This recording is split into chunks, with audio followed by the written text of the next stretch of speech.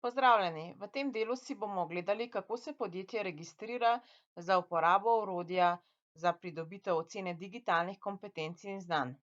Gremo na spletno stran Digitalnega inovacijskega cestišča Slovenije www.dislovenija.si in pod glavnimi novicami najdemo gumb za oceno digitalnih kompetenc in znanj.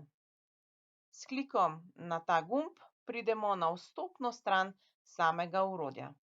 Pred prvo uporabo se mora vsako podjetje registrirati in opraviti postopek registracije. Naj na tem mestu povem, da ima podjetje samo en uporabniški račun.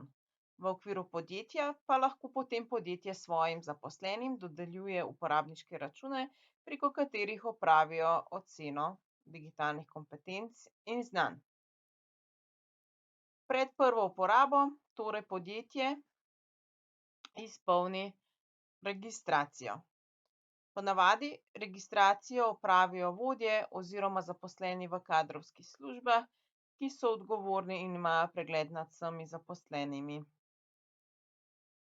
Torej, opravimo še postopek registracije, kliknemo na nov uporabnik registracija, izpiše se nam prijavni obrazec, kjer s pritiskom oziroma vpisom svoje davčne številke podjetja potrdimo in avtomatsko se nam bodo zapolnila polja.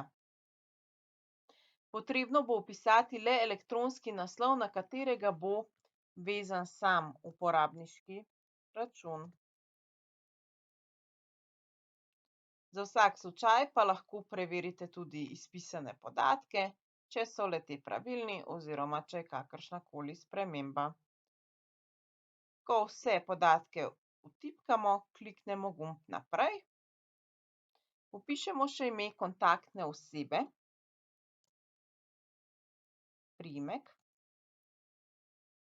elektronsko pošto smo vnesli v prejšnjem in pa telefonsko številko same kontaktne osebe. Pred samo registracijo se moramo strinjati še s pogoji.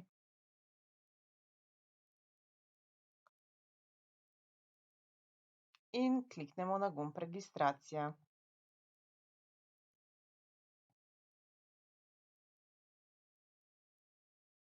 Nekoliko počakamo in izpiše se nam, da je podjetje bilo uspešno dodano.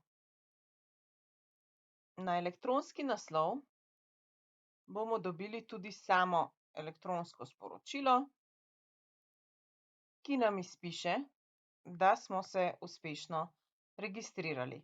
Prav tako pa nam da dodatne podatke, torej povezavo do orodja, uporabniško ime in geslo za sam dostop. Tako, registracija je opravljena in mi nadaljujemo v naslednjem video tutorialu.